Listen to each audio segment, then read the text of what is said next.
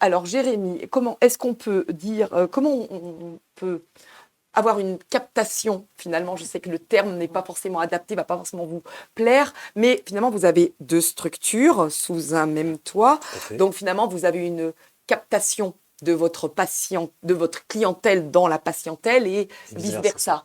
Oui, tout à fait. En fait, déjà, à la base, le Conseil de l'Ordre, on l'a consulté, évidemment, pour demander si on pouvait avoir, sous un même bâtiment, ces deux entités, ce qui a été validé, sinon on ne serait pas là en train de vous le présenter. Ensuite, l'une des questions de l'Ordre, une des recommandations, pardon, c'est que concrètement, il ne faut pas faire de pub. On parlait de publicité. Nous ne sommes pas commerçants. Nous ne sommes pas commerçants. Pas droit à l'acte de commerce. Voilà.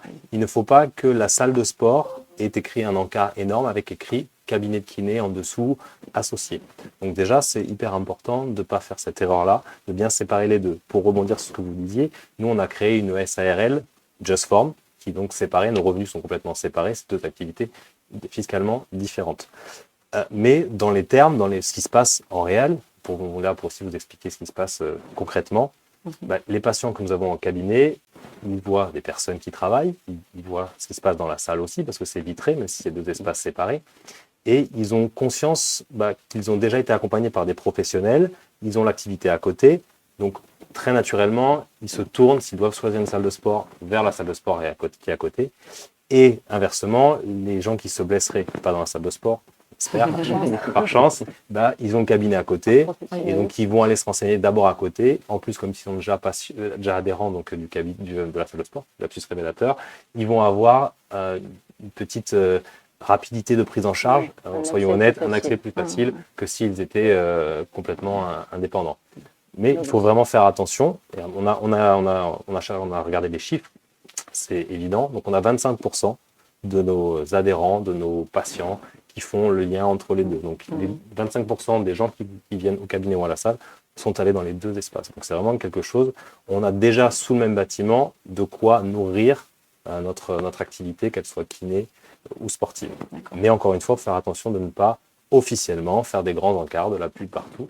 Mais voilà, c'est vrai que sans faire la pub, donc rassurez-nous, vous ne savonnez pas la planche pour récupérer. Non, je pense que dans tous les cabinets de toute la France, il y a des listes On n'y a pas d'attente. pensé. Il n'y a pas besoin, on a déjà... C'était une petite boutade. Non, mais c'est vrai que finalement, il faut savoir, il faut connaître...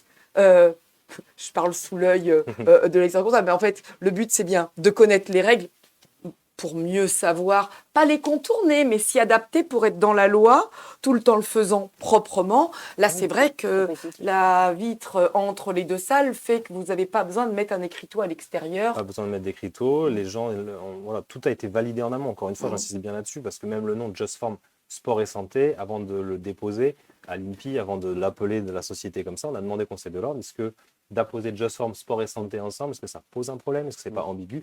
Ils nous ont donné l'accord, que ce soit départemental ou au niveau national.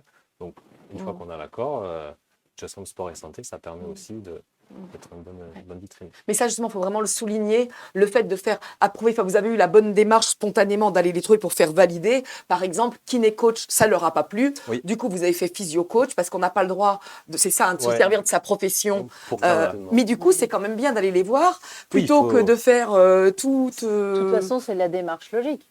Ça ne sert à rien de tourner le dos et de ne pas leur demander, parce que quoi qu'il arrive un jour ou l'autre, ça reviendra à leurs oreilles et on aura des soucis. On aura peut-être créé des sociétés, on aura fait du matériel avec des logos. Ça ne sert à rien de se lancer dans des choses comme ça. Ils sont là, ils sont présents, ils sont là pour nous épauler aussi, donc il faut se servir de ces conseils. Du coup,